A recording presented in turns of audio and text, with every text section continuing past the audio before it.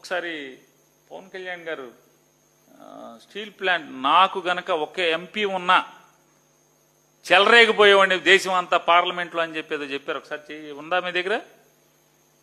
లేదా? 151 మంది ఎమ్మెల్యేలుండి 22 మంది ఎంపీలుండి మరి మీరేం చేస్తున్నారు? తప్పు కేంద్ర ప్రభుత్వంలో లేదు, అడగటంలో తప్పు మంది ఉంది. పార్లమెంట్ సమావేశాలు జరుగుతున్న ఇంకొక వారం రోజులు జరగబోతా ఉన్నాయి. ఈ వారం రోజుల కనీసం వైసీపీ నాయకత్వానికి నిజంగా చిత్తశుద్ధి ఉంటే స్టీల్ ప్లాంట్ ప్రైవేటీకరణ అడ్డుకుంటామని కనీసం ఈ ప్లే కార్డ్ పట్టుకోగలరా? అంత దమ్ముందా మీకు పార్లమెంట్ లో? ప్రధానమంత్రి గారితో కూడా చెప్పేటప్పుడు ఏం మాట్లాడాలని అడిగితే ఉదయ్ గారికి బాలసౌరి గారికి ఒకటే చెప్పాను. 140 కోట్ల మంది బరువు మోసే ప్రధానమంత్రి గారికి మనం సహాయపడాలి కానీ ఆయన బరువు పెంచకూడదు. ఇది ఒకటే చెప్పండి, నా మాటకి చెప్పడానికి. మేము మీకు బరువు తగ్గించే వాళ్ళమే కానీ బరువు పెంచే వాళ్ళం కాదు. అందుకే దశాబ్దం పాటు ఆయన కలవకపోయినా నేను ఎప్పుడు కూడా బాధ్యతలు మోసే ప్రతి ఒక్కరికి కూడా అండగా ఉండాలని కోరుకునేవాడు. బరువు పెట్టకూడదు వాళ్ళకి.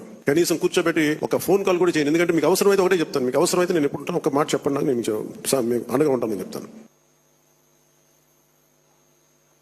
ఆయన ఏం చెప్తారు? 151 మంది ఎమ్మెల్యేలు, 22 మంది ఎంపీలు, కనీసం మీకు స్టీల్ ప్లాంట్ ప్రైవేటీకరణ చెయ్యొద్దు అని ప్లెకార్డు పట్టుకునేటువంటి దమ్ముందా అని అడుగుతున్నారు. సరే, మాకు దమ్ము లేదు, కొంచెం ఆవలేదు. పవన్ కళ్యాణ్ గారు పోనీ నీ మాటే ఎందుకు కాదంటాం, ఒప్పుకుంటాం. మీకేముంది? 2 ఎంపీలు ఉన్నారు కదా, కేంద్ర ప్రభుత్వంలో మంత్రి పదవి ఇస్తానంటే కూడా నా దగ్గర పనికిరాని వాళ్ళు ఉన్నారు, నేను మంత్రి తీసుకోనని చెప్పి వద్దన్నావు కదా. మీరు వద్దన్నారు కదా, తీసుకోలేదు కదా. మరి ఆ ఇద్దరితో మీరు చెలరేగిపోండి పార్లమెంట్లో. ఈ 42 టెండర్లని, 42 విభాగాల టెండర్లని రద్దు చేయించండి పవన్ కళ్యాణ్ గారు. చెలరేగిపోండి, మీ ఇద్దరు పార్లమెంట్ మెంబర్లని చెలరేగిపోమని చెప్పండి. దున్నేస్తానారుగా పార్లమెంట్ని.